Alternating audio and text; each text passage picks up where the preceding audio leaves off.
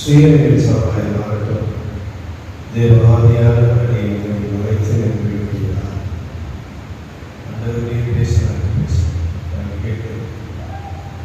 கேட்கும் மட்டுமல்ல பேசுகிற வாழ்க்கையிலும் வறுமையான வாக்கு கேட்டு இயேசு கிறிஸ்துவின் வராத இனிய நாமத்தில் ஆமென். ஹல்லேலூயா ஹல்லேலூயா. முன்னாடி உங்களுக்கு கேக்குதுங்களா? முன்னாடி கேக்குதா? என்ன சில நேரத்தில் பிரசவம் பண்ணி முடிச்சுட்டு போனா நீங்க என்ன பேசுறதே தெரியலையா? சொல்லுவது கேட்கிறேன். வெளியே இருக்கிறது கூட நீங்க இடம் உள்ளே உட்கார்ந்து நினைக்கிறேன். உள்ளே இடம் இல்லாத மாதிரி வெளியே உட்கார்ந்து தெரியுங்க.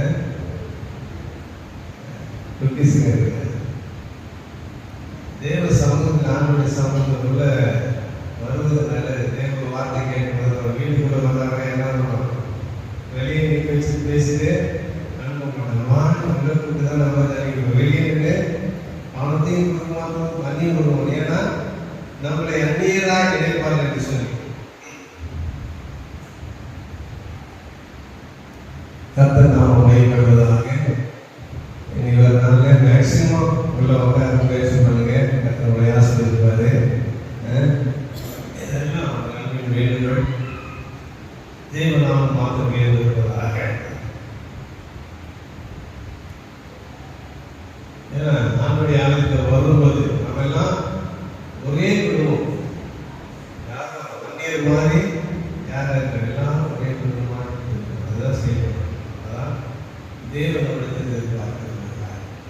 வாசிப்போம். சங்கீதம் 126 சங்கீதம் 5வது வசனம் வாசிப்போம். கண்ணீரோடு விதைக்கிறவர்கள் கம்பீரத்தோடு அறுப்பார்கள். இந்த வசனம் சொல்லப்பட்டிருக்கிறது. கண்ணீரோடு விதைக்கிறவன் கம்பீரத்தோடு அறுப்பான். இந்த விதைக்கிற விதை மிக மிக முக்கியமானது. இன்னைக்கு நாம பார்க்கும்போது எல்லா இடத்துலயும் பம்பு செட்டு போட்டாங்க. அதுக்கு முன்னாடி கிணறுகளை துறவு வெட்டினார்கள். சில இடங்கள்ல கிணறு வெட்டுவதற்கு இடம் இருக்காது, துறவும் இருக்காது. அவையெல்லாம் அந்த இடத்துல என்ன சொல்றாங்க? இதெல்லாம் வானம் பார்த்த பூமின்னு சொல்றாங்க. அப்போ மழையை எதிர்பார்த்து கொண்டு இருக்கிற, அப்போ மழை பெய்யாதான் அந்த எல்லாம் விளையும். அப்படி மழையை எதிர்நோக்கி விதைக்கிறவா எப்படி விதைக்கிறானா? கண்ணீரோடு விதைக்கிறான். ஏன்னா இன்னைக்கு கூட அநேக இயற்கை சூழ்நிலை மாறி போயிடுச்சுல. மழை பெய்யறது, வெயில் காயுது, வெயில் காயுது, மழை பெய்யுது, எல்லாமே இயற்கை தரத்தமா நடக்குது, நம்மளும் தரத்தமா நடக்குது.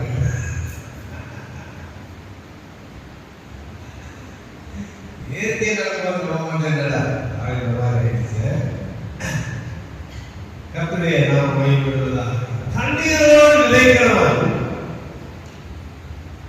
வாழ்ந்த என்னதுமா? இந்த வருஷம் மழை பெய்யுமா? சரியா நேரத்தில் பெய்யுமா? கஷ்டப்பட்டு கடினப்பட்டு உழைத்து ஏறு நிலத்தை பண்படுத்தி படுத்தி அந்த விதைகளெல்லாம் விதைத்த பிறகு மழையே வரலன்னு சொன்னாங்க. மழை வராது போனாலும் முடிஞ்சிச்சு. மழை அதிகமாக பெஞ்சாலும் முடிஞ்சிச்சு. விதை விதைக்கிற நேரத்தில் அதிகமாக மழை பெய்ய பிரச்சனை. அது கிளை விதைச்ச பிறகு அதிகமான மழை பெஞ்சதுன்னா அந்த செடி அழுகி போய்விடும். அவர்களோட அமர்ந்து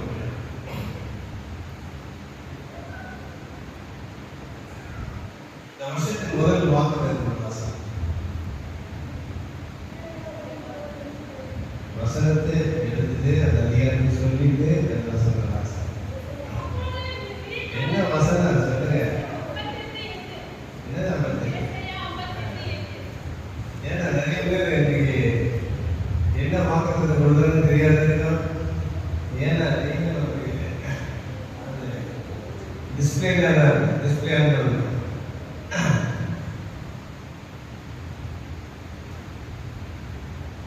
ஈஸியா 58:8 முதல்ல வாசம் விடியற்கால விளம்பை போல உன் வெளிச்சம் எழும்பி உன் சுகவாழ்வு சீக்கிரத்தை துளித்து உன் நீர் செல்லும். கற்பனை நாம் அந்த வசனத்தில் சொல்லப்பட்டிருக்கிறது. விடியற்காலத்து வெறுமை போல உன் வெளிச்சம் எழும்பி. முதல்ல என்ன வந்து வெளிச்சம். முதல்ல வெளிச்சம் 6 மாசம் நம்ம வெளிச்சத்துக்கு பார்க்கணுமா இல்லையா?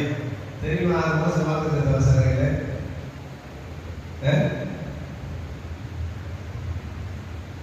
2வது மாசம் என்ன இருக்கும்?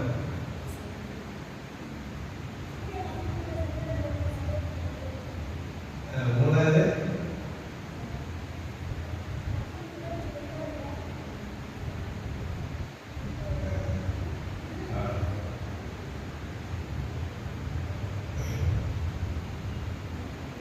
ஒவ்வொரு முறையும் உங்களுக்கு சொல்றது வழக்கம்.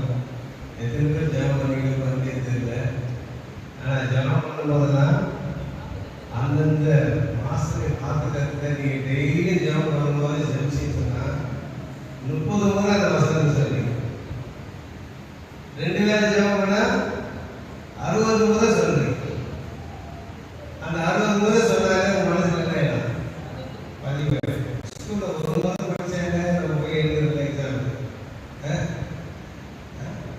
நம்ம இதெல்லாம் மறந்து வெளிச்சத்தை குறித்து பார்த்தீங்க. 2வது வார்த்தை சொல்லுது துளிர் விடும். அப்ப வெளிச்சத்தை குறித்து பார்க்கிற ஒரு காரணம் முதலாவது விதை விதைக்கணும். ஒரு துளிர் விடுன்னு சொன்னாங்க என்ன பண்ணலாம்? விதைக்கப்பட வேண்டும். இந்த விதையை குறித்து இங்க சங்கீதத்தில் சொல்லப்பட்டு இருக்கிறது. எப்படி விதைக்கிறான்னா கண்ணீரோடு விதைக்கிறான். நாம் செய்கிற ஒவ்வொரு காரியம் செய்யப்படுகிறது கண்ணீரோடு விதைக்கிறான். நம்முடைய வாழ்க்கையை எது தொடங்கலாம் ஆண்டவரே என்று ஒரு கண்ணீரோடு ஒரு வேதனையோடு கஷ்டத்தோடு தான் வீட்டை கட்ட ஆரம்பிச்சாலும் சரி, திருமணம் பண்ண ஆரம்பிச்சாலும் சரி, பிள்ளைகள் படிக்கிற விஷயத்துல இருந்தாலும் சரி இல்லையா? நம்ம தொடங்கலாம் கஷ்டத்தோடு தான் தொடங்கலாம். நம்ம பிள்ளைங்க இந்த படிப்பு படிக்கணும்னு சொல்லுவோம். ஆனா அந்த படிப்புக்குரிய பலன் நம்ம கிட்ட இருக்காம. ஆனா பிள்ளைங்க ஆசைப்பட்டதை நம்ம படிக்க வைக்கணும். சில இந்த காலையில தான் சீட்டு வேணும்னு சொல்லுவாங்க. அந்த காலையில எல்லா காலையிலும் ஃபீஸ் அதிகமா இருக்கும். ஆனா பிள்ளைங்க ஆசைப்படுறாங்க. படித்து முடித்த பிறகு நமக்கு என் பிள்ளை படிப்பு படிச்சிருச்சு, இந்த காலேஜில் படிச்சிருச்சு என்று சந்தோஷம். அதன் பிறகு அது வேலையை சம்பாதிச்சு முதல் மாசம் கொடுத்தாங்க. எப்படி ஆயிடுச்சு? அன்னைக்கு விதைச்சது மகிழ்ச்சி அதிகமாயிடுச்சு. ஹல்லேலூயா. சத்தமா சொல்லுங்க. ஆமென். கண்ணீரோடு விதைக்கிறவர் விதைகளை முதலாவது கண்ணீரோடு தான் விதைக்கிறோம். விதைக்கும் போது அநேக காரியத்தை நாம் யோசிக்கிறோம். நீங்க வாசிக்கிற பிரசங்கில 16ஆம் அதிகாரம் 4வது வசனத்தை வாசிங்க.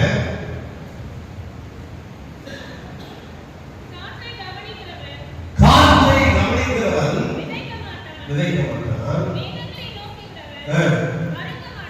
இங்க பாருங்க, காற்றை பார்த்தானா என்ன பண்ண மாட்டான், விதைக்க மாட்டான். ஏன் காற்றை பார்த்தா விதைக்க மாட்டான்னு சொல்றேன்? எதனால? காற்றை பாருங்க.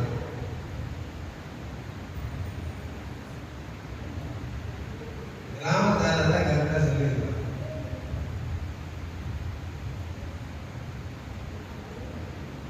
மழை எங்கிருந்து வருது? மேகத்திலிருந்து. அப்ப காற்றை கவனிச்ச மேகம் அடிச்சுன்னு வேற வழி போயிடுது, மழை இல்லாம போயிடுது அப்படின்னு நினைச்சு. இதுதான் காற்றை நம்ம நினைச்சு காற்றினால ஏதோ புயல் காற்று வருது அப்படி இல்லை. மேகத்திலிருந்து மழை பெய்ததுனால அந்த விதைக்கிற விதையானது பலன் கொடுக்கும். அப்ப காற்று அடிக்கிறது அந்த மேகம் எல்லாம் அடிச்சு போச்சுன்னா இங்க எப்படி மழை பெய்யும் என்று யோசிக்கும். ஆனா காற்றை கவனிக்கிறவன் தான் பண்ணா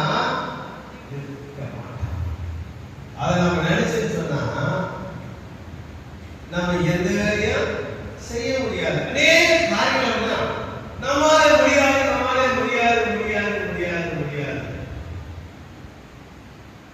பசங்க ஒரு வேலை சொல்லுவாங்க, என்னால முடியாது முடியாதுன்னு மட்டும் சொல்லாது, நீ செஞ்சு பாரு, அப்பதான் உனக்கு தெரியும். எல்லாம் படிக்கிறாங்கல்ல. அப்ப முடியாது முடியாது நிச்சயமா. அதே நேரத்தில் நம்ம படிக்கிறதுல நம்ம படிக்க இதை படிக்கணுமா அது படிக்கணும்னு அதெல்லாம் முடியாதுமா, கஷ்டமான இருக்கும். அதே படிப்பு படிச்சுவேன் சம்பாதி அதிகம்.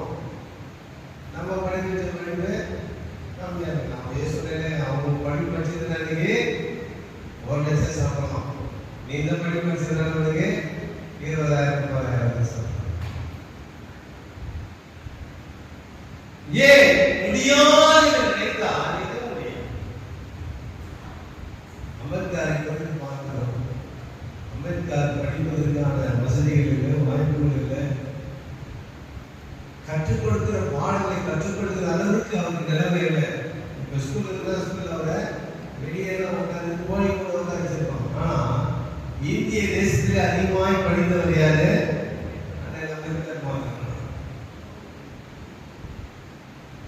ஏன் முடியாது என்று நினைத்து எதையும் முடியாது. நாம் சாதிக்க பிறந்தவர்கள் என்று நினைத்து அதை சாதிக்க முயற்சி பண்ண நிச்சயமே முடியும். ஒரு மனிதனால் இது சொன்னா நமக்கு கர்த்தர் துணையா இருக்கிறார். ஹல்லேலூயா. அதை விட நம்மளால அதிகமா செய்ய முடியும். ஆமென். என்னை பலப்படுத்த கிறிஸ்து எல்லாத்து செய்து பலனுண்டு என்று பவுல் சொன்னது போல அவர் எனக்குள்ள இருக்கிறார் என்ற அந்த எண்ணம் நமக்குள்ள இருக்குமானால் நிச்சயமாய் நம்மால செய்ய முடியும்.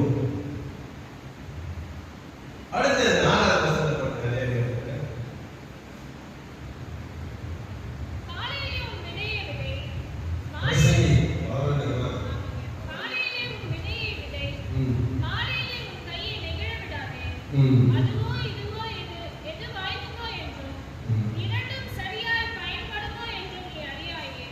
இங்க சொல்லப்படுற காலையிலே விதையை விதை, மாலையிலே உன் கையை எழுவிடாது, அதுவோ இதுவோ எது வாய்க்குமோ என்று இரண்டும் சரியாய் பயன்படுமோ என்று நீ அறியாதே. இங்க பாரு, கண்ணீரோடு விதைக்கிறான். இந்த விதைக்கிற விதையானது அவன் மழையை காத்தடிக்குது, மேகமெல்லாம் போயிடுமே, மழை பெய்யாது என்று அவன் நினைச்சான்னு சொன்னா பலன் கிடையாது. ஆனால்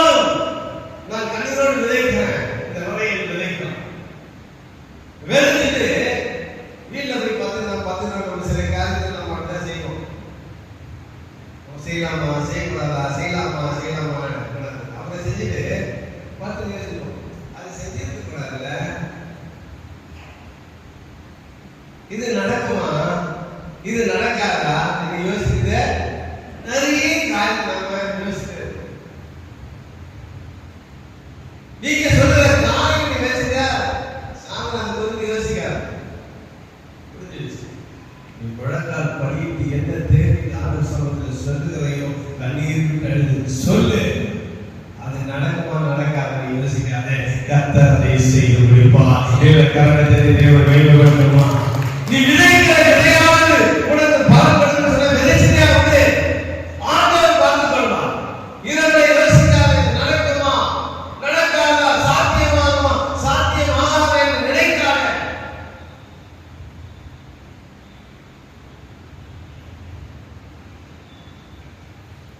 பாருங்க, தீங்கு செய்கிறவன் துரிதமான சில காரியத்தை வேகமாக செய்யும். ஆண்டவர் வசனம் சொல்கிறது, ஆண்டவரே ஆண்டவர் நோக்கி சொல்றாரு, நான் விதைத்தேன் சத்து நம்மனா கிளை எழுதிட்டான். அப்போ விதையை காட்டில கிளை எப்படி வளருது? வேகமாக வளருது. ஏன் சொல்றான்னா அவன் வைத்திருந்து வேகமாய் வளரக்கூடியதாக இருக்கு. ஒரு பலனை கெடுக்கக்கூடிய காரியங்களை செய்கிறது அதிகமாய் செயல்படுகிறது. பலன் கொடுக்கிற நாம யோசித்திருக்கிறோம்.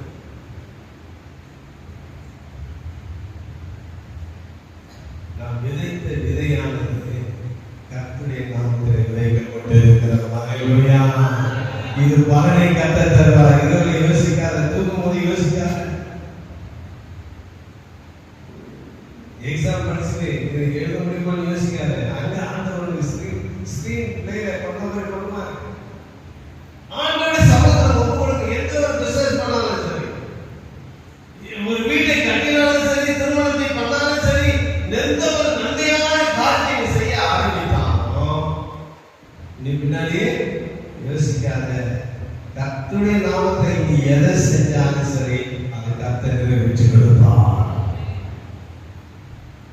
காரியத்தை யோசிக்கிறியா? மாறினதை குறித்து யோசிக்காத. நடக்குமா நடக்காத என்று கொஞ்சம் சிந்திக்காத. இதுவோ அவனுக்கு யோசிக்காத. எல்லாவற்றையும் கர்த்தர் செய்து முடிக்கிறவராக இருக்கிறார். நாம் யாரை நோக்கி ஓடிக்கொண்டிருக்கிறோம்? உலகத்தை நோக்கியா, உன்னதரை நோக்கியா? உன்னதரை நோக்கி நாம் ஓடிக்கொண்டிருக்கிறோம். நாம் கண்ணோடு விதைக்கிற விதைக்கு பலன் உண்டு. அண்ணாவுடைய வாழ்க்கையை பார்க்கிறோம். தேவ சமூகத்தை கண்ணீரோடு விதைத்தார்.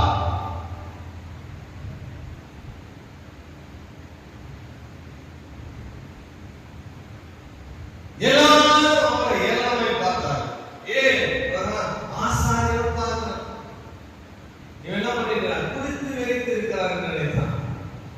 நாம் புலம்புவது, நாம் வேதனைப்படுவது அநேக வாழ்க்கையில எப்படி தெரியும்னா, நான் குடித்து வெறித்து இருக்கிறது போல அடிமதத்தில் இருக்கிறது போல தெரியும். ஆனா என் ஆண்டவருக்கு அப்படி இல்லை. ஹல்லேலூயா. அவன் மனைவிலே சுமல ஸ்திரியாய் காணப்படுகிறார். ஹல்லேலூயா. இது விதைக்கிற விதையானது உன் மன கிளேசத்தை கர்த்தர் காண்கிறவராய் இருக்கிறார். இப்ப அந்த ஆவியானவர் எலிசாக்குள்ள போகிறாரு, ஏலிக்குள்ள போறாரு. அந்த ஏலி இப்ப சொல்லுகிறார், இப்போ அடுத்த முறை வரும்போது நீ குழந்தையோட தான். ஹல்லேலூயா. எதையெல்லாம் தேவ சமூகத்திலே கண்ணீரோடு விதைக்கிறாயோ அதை கம்பீரத்து கூட இருப்பான். அந்த அறுவடை எப்படிப்பட்டதாக இருந்தது? சாமுவேல் என்கிறவன் ராஜாக்கள் இல்லாத காலத்தில் ஒரு பிரதான ஆசாரியனாய் கொல்லப்பட்டான். ராஜாக்களுக்கு மேலாக ராஜாவை அபிஷேகம் பண்ணக்கூடிய ஒரு உயர் ஸ்தானத்தில் காணப்பட்டான் என்று பார்க்கிறோம். காரணம் தேவ சமூகத்திலே கண்ணீரோடு விதைக்கப்பட்டதற்கான பலன் நிச்சயமாக. இன்றைக்கு நீங்கள் எல்லாம் கண்ணீரோடு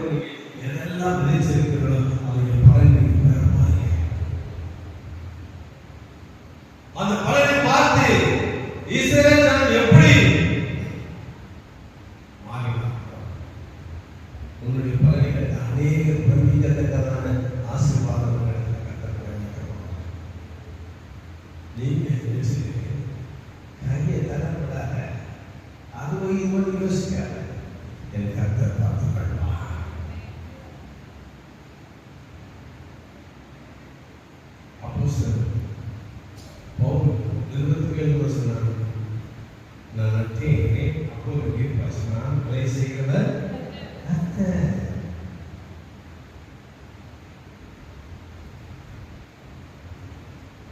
விலை செய்கிறவர் கர்த்தர். விளையமா விளையாதா என்று யோசித்தார். அதுவோ இதுவோ என்று யோசித்தார். எதெல்லாம் தேவ சமூகத்தை அழுது புலம்பிக் கொண்டு இருக்கிறார்களோ அதுக்கு ஒரு பலனை நிச்சயமாக அந்த விதைக்கிற விதையானது எப்படிப்பட்டதாக இருக்க வேண்டும் என்பதை குறித்து ஒரு சில காரியத்தை நாம் வாசித்தோம். மோசே 10ஆம் அதிகாரம் 12ஆம் வசனத்தை வாசிப்போம்.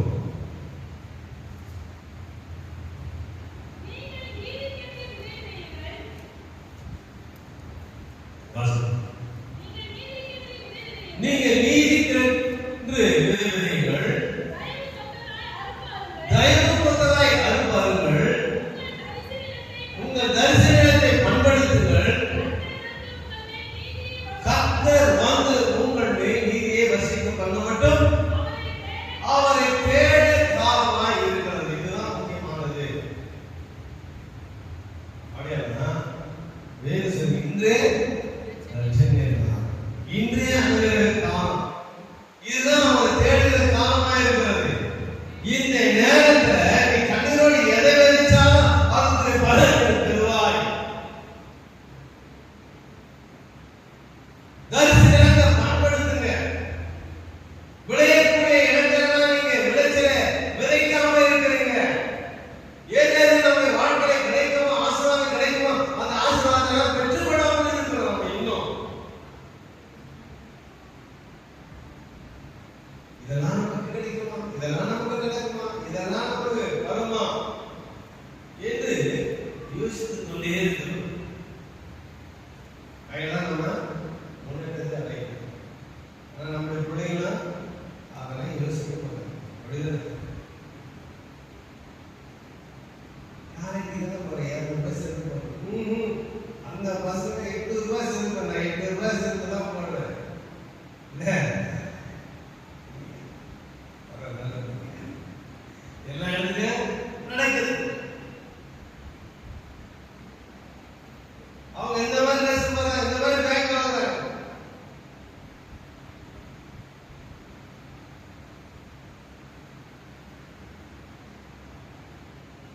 சிறு பிள்ளைகள் முதற்கொண்டு அதை சாதித்து கொண்டிருக்கிறார். ஏன் முடியாது நினைச்ச முடியாது.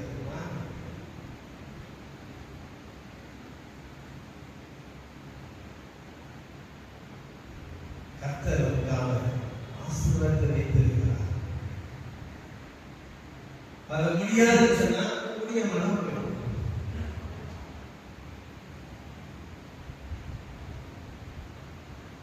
எங்களுக்கு நம்முடைய பகுதிக்கு எவ்வளவோ தரிசனம்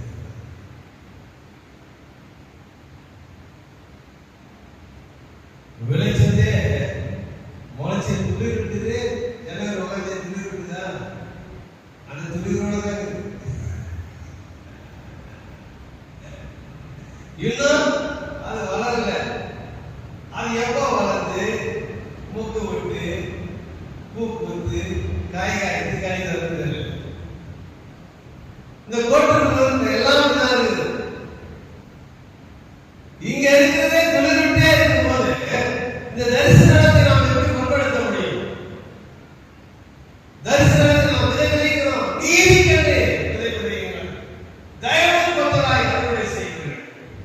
அப்போ நாம் விதைக்கிற ஒவ்வொரு விதையும் நீரின்படி விதைத்தோம் என்று சொன்னால் கர்த்தரிடத்திலிருந்து தயவு கிடைக்கும். காரணத்தில் தேவன் மேம்படுத்தணுமே. தேவனிடத்திலிருந்து தயவு வரணும்னு சொன்னா அதிகாரத்தின் நிமித்தமாய் அல்ல, துஷ்பிரயோகத்தின் நிமித்தமாய் அல்ல, ஆணவத்தின் நிமித்தமாய் அல்ல, என் நிலம் என் தண்ணீர் என் வேலைக்காரன் இருக்கிறார் என்று சொல்லி நாம் விதைக்கிற விதைக்கான காரியம் அனைத்தும் செய்தாலும் தேவனிடத்திலிருந்து தயவு வரணும்னு சொன்னா ஒன்று மழை பெய்யாம போயிடும், இல்ல அதிக மழை வந்தது ஒன்று புரோஜனப்பட்டு போகும். தயவு கர்த்தரிடத்திலிருந்து வரணும். அப்ப கர்த்தரிடத்தில் வரணும்னு சொன்னா நாம் விதைக்கிற விதையானது நீதின்படியாக இருக்கும். வேதம் சொல்கிறது பாவத்துக்கு மரித்து நீதிக்கு பிழைத்திருக்கிறீர்கள். அப்ப நீதியின் கரத்தினாலே ஒவ்வொன்று நாம் செய்யும்போது அதை கர்த்தர் நம்முடைய வாழ்க்கையிலே ஜெயமாய் முடிக்கிறவராய் இருக்கிறார். பார்வைக்கு நீதிமானாய் அல்ல, பேச்சிலே நீதிமானாய் அல்ல, செயலிலே நீதிமானாய் அல்ல, கர்த்தருக்கு முன்பதாக நீதிமானாய் இருக்கணும். மனுஷனுக்கு முன்பாக அல்ல.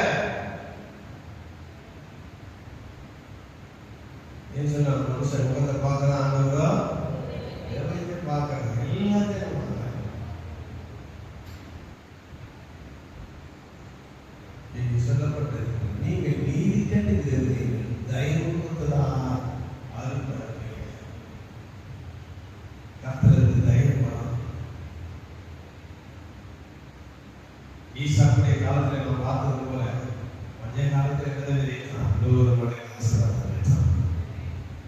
தயவு கர்த்தருக்கு வருகிறது. அம்மா பாருங்க, வானத்தை பார்க்கல, காத்தை பார்க்கல, இது நடக்குமா நடக்காதா, இது பஞ்சகாலமா இருக்க விதையுமா விதைக்காத பார்க்கல, அவன் கர்த்தரை மாத்திரம் பார்த்தான். ஹல்லேலூயா. இந்த இயற்கைக்கெல்லாம் அதிகாரியாகிய கர்த்தர் என் தேவனோடு இருக்கிறார். எல்லாவற்றையும் மாற்ற அதிகாரத்தோடு இருக்கிறார். தயவாக மழையை செய்கிறது கர்த்தர். நான் விதைக்கிறது தயவு. நீயோடு விதைக்குமானா கர்த்தருக்கு தயவு பெற்றுக் கொள்கிறார். முதலாவது நாம் பார்க்கிறோம், நீரோடு என்னது நீதி கண்டு விதைக்கிறது.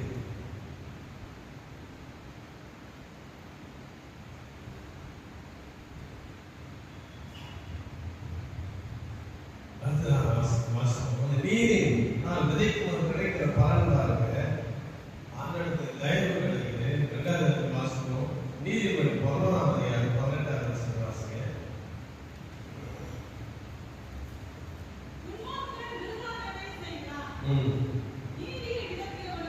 நீதியை விதைக்கிறவனோ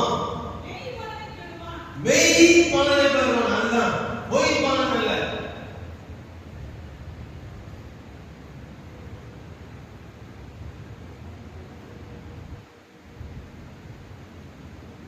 நீதி விதைக்கிறவன் தயவு வருகிறான். அந்த தயவு என்ன?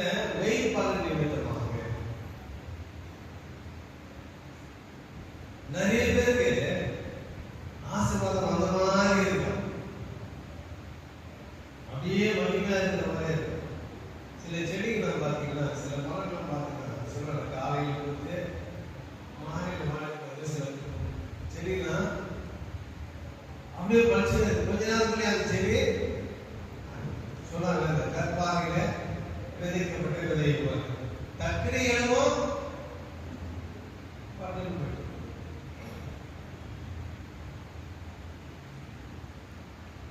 அப்படின்னா பலன் இல்லாதது.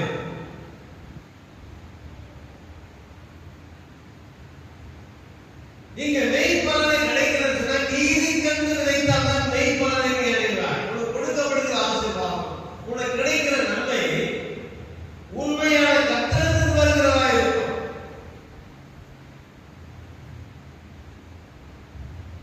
சில இடத்துல மெய் பலன்ல வைக்க வரப்படலாம். சில இடத்துல நான் கிராமம் ஒன்று நிறைய நிறைய சண்டை நடக்கும்.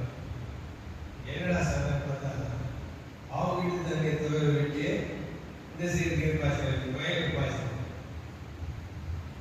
சண்டை என்னன்னா, அவங்க வீட்டு தண்ணியெல்லாம் இவர் வயலுக்கு பாய்ச்சா, இவர் செய்தி தண்ணி போய் இவன் நேரம் பார்த்து நாங்கள் பார்த்து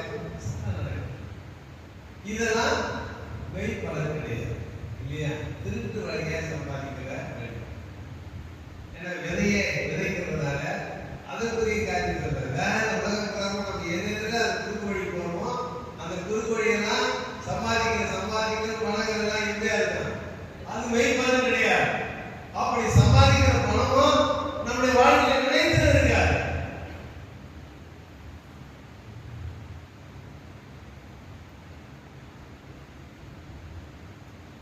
கீழே கூட நமக்கு சில ₹100 வச்சா, ஐயோ ஆண்டவர் விட்டா சோத்திரம் இருக்கிறாங்க, நிச்சயமா இருக்கிறாங்க, இருக்கிறவங்க யாரும் கேட்க யாருக்கு உண்மையில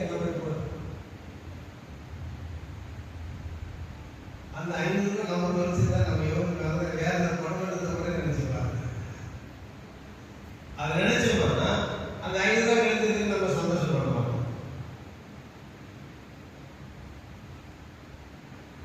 அது மெய்ப்பதன் அல்ல. நீதி கண்டு விதைக்கும் போதுதான் மெய்ப்பதன் கிடைக்கும். ஆண்டவர் கொடுக்கிற ஆசீர்வாதம் மெய்யான ஆசீர்வாதம்.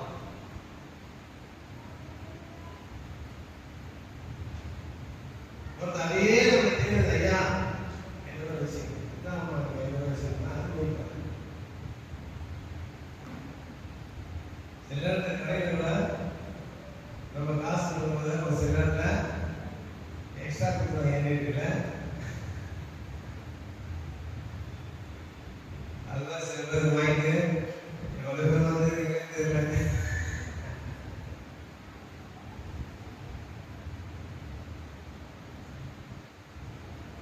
போன வாரம் வாரம் போகும்போது 200 ரூபா கொடுத்தேன். அவன் 500 சில கொடுத்தான்.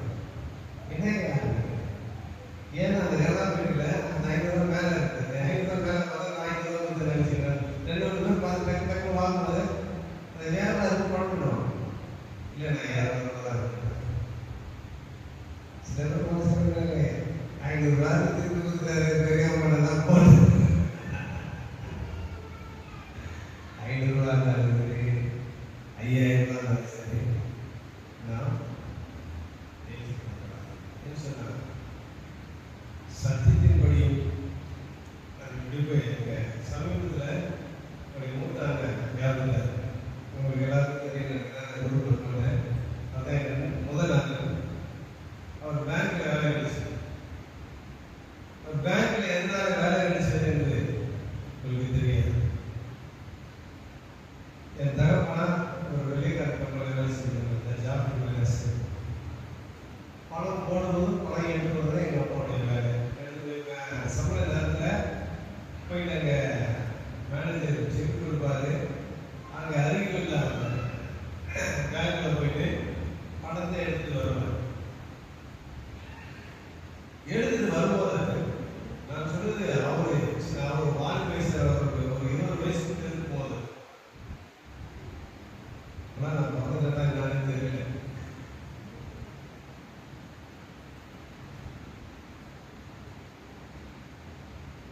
அவர் வேலை கொடுக்கும் போது கேஷியர் எண்ணி 10,000 ரூபாய் எக்ஸ்ட்ரா கொடுக்குறான். அந்த நாள் 10,000 சொன்னா 10 லட்சத்துக்கு இப்போது இருக்கிற. ஏன்னா அந்த நாளில் 10,000 5 லட்சம் மேலே தான் நினைக்கிறேன். ஏன்னா எங்கள் அப்பா ஒரு 2 கிலோ எடுத்து 2,000 ரூபாய்க்கு தான் வாங்க.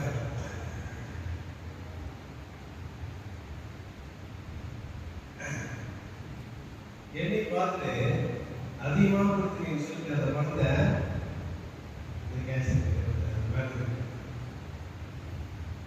ஏன்னா அந்த பணம் போயிருக்குன்னா அந்த கேஷ் எண்ணி வேலையை அந்த மேனேஜ் இந்த காலத்தில் இப்படி ஒரு பிள்ளையா இப்படி ஒரு ஆளான்னு சொல்லியிருந்தாங்கன்னா என்ன உதவி செய்யறது? பையன் படிச்சுட்டு சும்மா இருக்கிறாங்க. பியூசி எஸ்எல்சி சேர்த்துக்கிறாங்க. உடனே அந்த தகுதிகளுக்கு கிட்டத்தட்ட 20 வயசுலேருந்து 60 வயசு வரைக்கும் செய்கிறாங்க. ஓய்வு போனதால ஒரு 20 வருஷம் முன்னாடியே ஒரு ரிசைன் பண்ணார். வாழ்க்கை இப்படிதான் ஏன் சொல்றேன்னா 50 ரூபாய் இருந்தாலும் சரி 50,000 இருந்தாலும் நாம் அன்றைக்கு செய்த அந்த நேர்மை நீதி நிமித்தம் நாம் விதைக்கப்படும் போது அந்த மெய்ப்பலனை இன்றைக்கும் அவை பேசப்பட்டுள்ளது. அது மாத்திரமல்ல வாலிப வயதிலே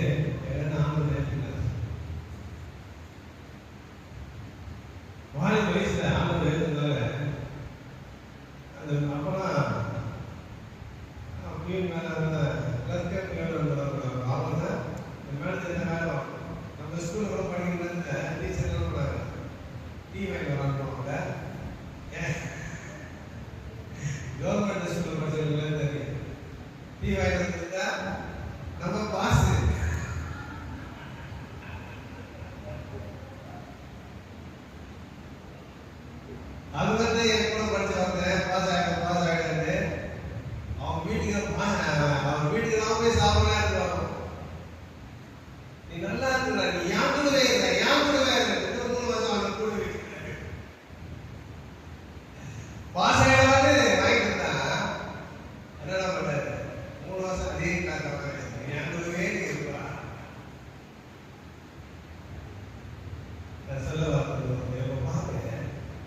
நல்ல வேலை கிடைச்சது.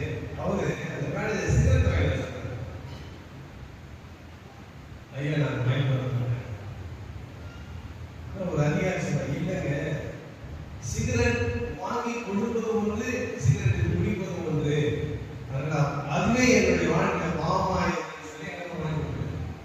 ஆச்சரியப்பட்டு எங்க அப்பா போன் பண்ணி, இந்த காலத்துல இப்படி ஒரு முறை பெற்றதுக்கு நீங்க புண்ணிய செஞ்சதுன்னு சொல்லி பாருங்க. ஏன்னா அந்த பணத்தை திரும்ப கொடுத்ததுனால வேலை கிடைச்சது. வேலை செய்யற இடத்துல எங்க அண்ணன் நர்சாச்சு போயிட்டார். ஹல்லேலூயா. பிரியமானவர்களே, ஏன் இதை நான் பெருமைக்காக சொல்ல, வேதம் சொல்ல, நீதிக்கென்று விதைக்கிறவன் தயவு கொடுத்ததாய் பலனை அறுவடை செய்வான். அந்த நீதிக்கென்று விதைக்கிறவனுடைய வாழ்க்கை என்ன இருக்குதுன்னா மெய் பலனை அடைவான்.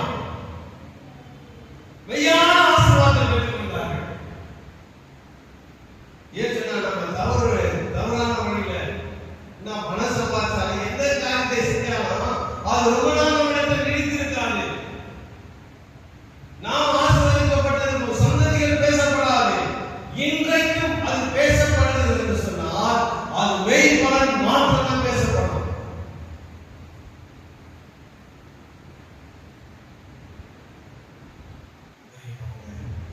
நீதிக்கென்று விதைக்கும் போது தயவு நமக்கு கிடைக்கிறது, மெய் பலன் நமக்கு கிடைக்கிறது. அது விதைக்கிறத நம்ம எப்படி விதைக்கணும்? சும்மா விதைக்கிறார். இங்கே வேதம் சொல்கிறது 2:9 வசனம் சொல்கிறது, சிறுக விதைக்கிறவன் சிறுக அறுப்பான், பெருக விதைக்கிறவன். சில நேரத்தில் நாம ஒருத்தருக்கு வித்தியாசமா நம்ம செய்யணும். இதான் நம்முடைய வாழ்க்கையில சிறுக அறுக்கிறதுக்கு காரணமே தான். ஒருவனுக்கு நல்லவனாகவும் ஒருவனுக்கு கெட்டவனாக இருக்கிறோம். பன்முக தன்மையுடையவனாக காணப்படுகிறோம். இது எதை குறிக்கிறது? சிறுக விதைக்கிறதுக்கு அடையாளமாக இருக்கிறது. இன்னும் என் வாழ்க்கையில ஆசீர்வாதம் கிடைக்கல, கொஞ்சம் தான் கிடைக்கிறது.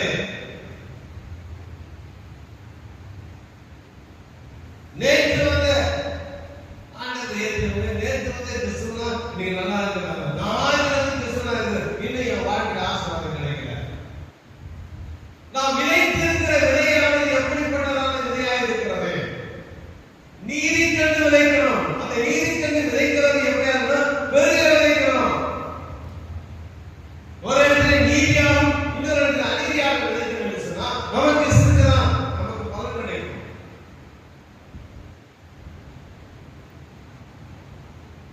விதைக்கிற விதையாக நம்ம வாழ்க்கையில தயவு கிடைக்கிறது சொன்னா, மெய் பலன் கிடைக்கிறது சொன்னா, மனப்பூர்வமா நம்ம விதைக்கணும்.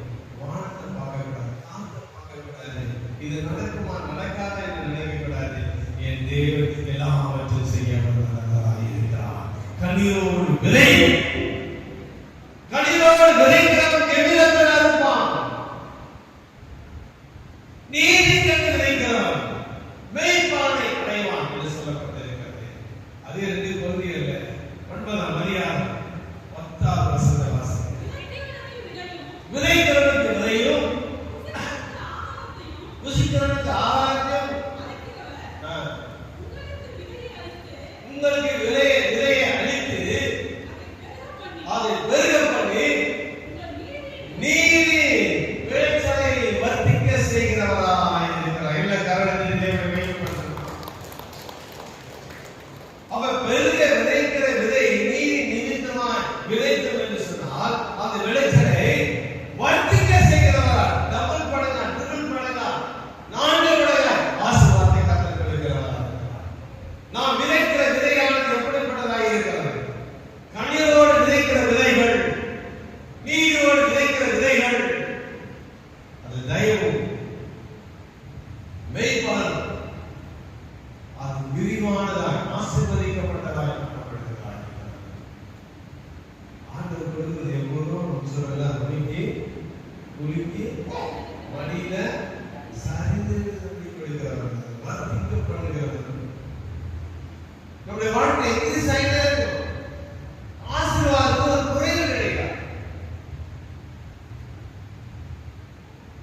அது பெருகிக் கொண்டே இருக்கிறோம். நன்றிக்கே ஆகணும்.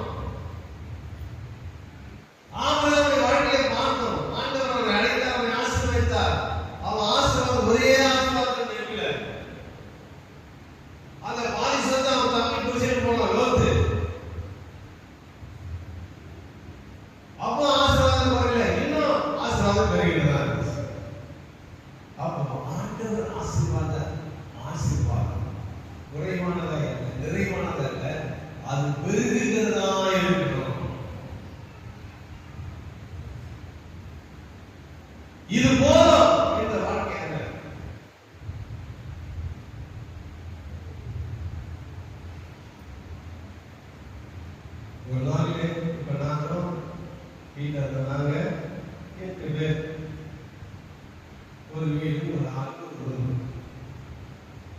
இதுதான் முதல் வீடு. அந்த 8 ஆண் பிள்ளையும் 10 ஒரே இடத்துல வளர்ந்து வரிசையா படிக்கும்.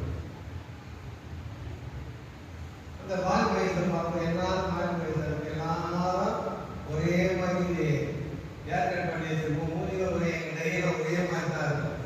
இப்பதான் கொஞ்சம் வித்தியாசம், கொஞ்சம் மாற்றல இருக்கு. நிறைய பேருக்கு தெரியாது, எல்லாரும் மாற்றி மாற்றி பேசுவாங்க. அதை தூக்கிட்டு இருக்கும்போது இருந்தா இருக்கும், எல்லாம் மூலிகை போட்டு சொன்னாங்கன்னா எல்லாருமே ஒரே மாதிரி இருக்குது அப்படின்னு மாற்றி மாற்றி அதை கேட்டுருவோம். ஆனா இன்றைக்கு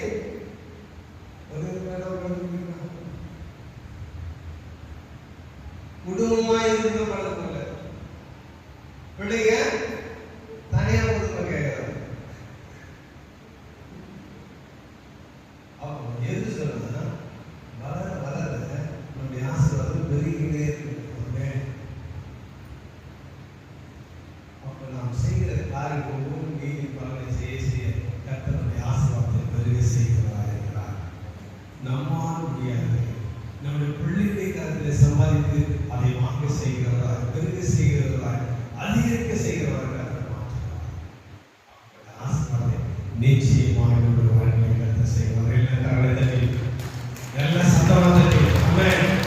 ஆசீர்வாதம் பெருகணும், வர்த்திக்கணும். நீ விதைக்கிற விதை உனக்கு வர்த்திக்க செய்கிற தேவன். நீ விளைச்சிட்டு நீ சும்மா விடாது, நீ ஆண்டவரை நோக்கி பாரு. ஆண்டவர் என்னென்ன சொன்னாரோ அதெல்லாம் செஞ்சிருக்காங்க. இங்க போ, அங்க போ, இங்க போ, அங்க போ, எங்க போன்னு சொன்னாரோ அங்கெல்லாம் போனார். ஆண்டவர் என்னென்ன சொன்னாரோ அதெல்லாம் செஞ்சான். ஆண்டவருக்கு உத்தமமாய்ப்படிதான் இஸ்ரவேல் சந்ததிக்கு அவன் தகப்பனாய் மாறினான். யாக்கோபுதான் 12 பிள்ளைகள் சரி, யாக்கோபுதான் இஸ்ரவேலுக்கு தகப்பனாய் இருந்தான். ஆனால் அந்த வித்து ஆபிரகாம் வித்து. யாக்கோபு என்பதை சொல்வதை காட்டிலும் ஆபிரகாம் ஆபிரகாம் ஐஸ்வரன் பரிந்துரைக்கும் லாசரை எங்க படுத்துறதுன்னா யாக்கோபுடைய வழியில் அல்ல, ஆபிரகாமுடைய வழியில. தனக்கு பிறகு தன் சந்ததியை விருத்திக்க பண்ணுகிறவராக இருக்கிறார். நாம் தேடுகிற வாழ்க்கை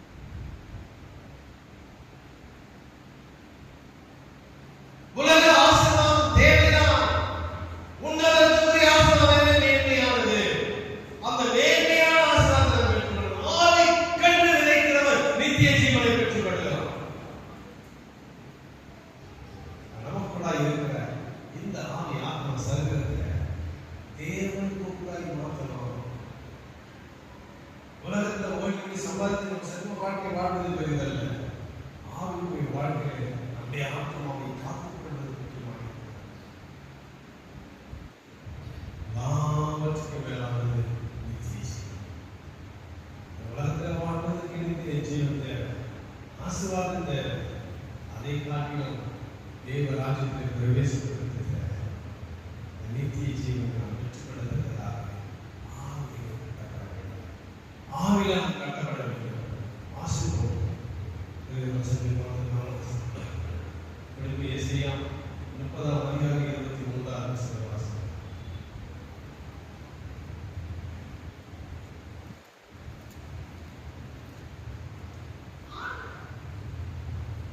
ஏசாயா 30:23.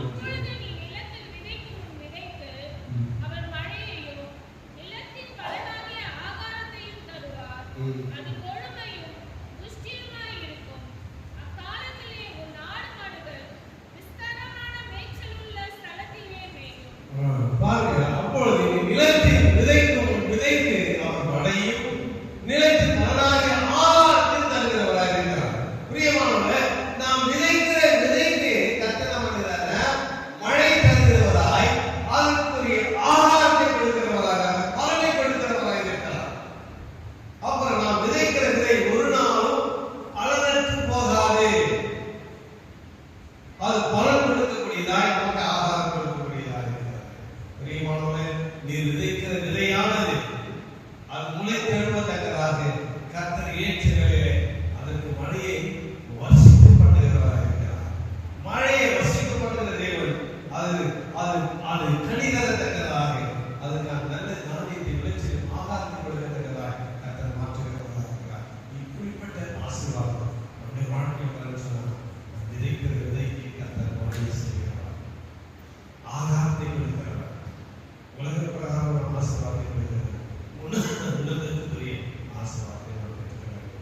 கடைசியான மாசத்துல சங்கீதத்துல 6வது வாசம். சங்கீதம் 126. அள்ளி தூவும் விதையை சுமக்கிறவன் அழுது கொண்டே போகிறான், ஆனாலும் தான் அடுத்த அருகே சுமந்து கொண்டு கம்பீரத்தோடு திரும்பி வருவான். எல்லா கரங்களை திரும்பி மகிமைப்படுத்துவான். ஹல்லேலூயா. சத்தமாக ஹல்லேலூயா சொல்லமா, எல்லாரும் மொத்தமா சொல்லமா, சந்தோஷத்தோடு சொல்லமா. அள்ளி தூவும் விதை சுமந்து கொண்டு போகிறவன் கண்ணீரோடு கஷ்டத்தோடு தூங்குகிறான். மழை பெய்யுமோ பெய்யாதோ, பலன் தருமோ தராதோ என்று வேதனையோடு தான் தூங்குகிறான். ஆனால் வளர்ந்து பலன் தருவது அவன் எப்படி ஆவானா, கம்பீரத்தோடு வருகிறான். ஹல்லேலூயா. இன்னைக்கு கண்ணீரோடு இந்த சபையில் விதைத்திருக்கிற நீங்கள் இந்த சபையில் கடவுள் போகும்போது கம்பீரத்தோடு ஆசீர்வாத நன்மையோடு போகிறீர்கள். இந்த ஆசீர்வாதத்தை கர்த்தர் இன்றைக்கு உங்களை கரத்தில் கொடுத்திருக்கிறார். பிரியமானவர்களே, வந்திருக்கிற ஒவ்வொருடைய கண்ணீரும் ஆண்டவருடைய தூதிலே கணக்கில் வைக்கப்பட்டு இருக்கிறது. அந்த கணக்கில் வைக்கப்பட்டு இருக்கிற அந்த கண்ணீருக்கு இன்னைக்கு பலனடைகள் பெறுவதற்கு கம்பீரத்தோடு அறிந்து கொண்டு போகிறது. கண்ணீரோடு விதைக்கிறவன் கம்பீரத்தோடு இருப்பான். இங்க விதைக்கப்படுகிற விதைகள் தூங்கும்போது கஷ்டத்தோடு கண்ணீரோடு வேதனையோடு சுமக்கிறான். அந்த விதையை தூக்கி போகும்போது அது அவனுக்கு எப்படியா இருக்கு, சுமையாக இருக்கு. அதே அறுவடை செய்து அதுவே டபுள் படகு அறுவடை அறுக்கெடுப்பு இருக்குது. அது எப்படி இருக்குது, அவனுக்கு லகுவா இருக்கு. நம்ம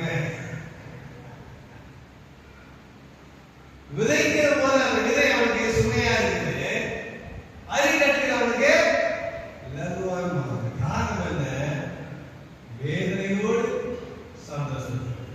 அப்ப நம்ம சுமக்கிற சுமைகள் வேதனையோடு சுமந்து கொண்டு தேவ சமூகத்துக்கு வந்திருக்கிறோம். இன்னைக்கு ஆண்டவர் கொடுக்கிற ஆசீர்வாதம் அதே சுமையா தான் இருக்கிறது. அது ஆசீர்வாத சுமையா இருக்கிறபடினால நாம் சந்தோஷத்தோடு கடந்து எல்லா காரணத்தையும் தேவனை வழிபடுத்துவோம்.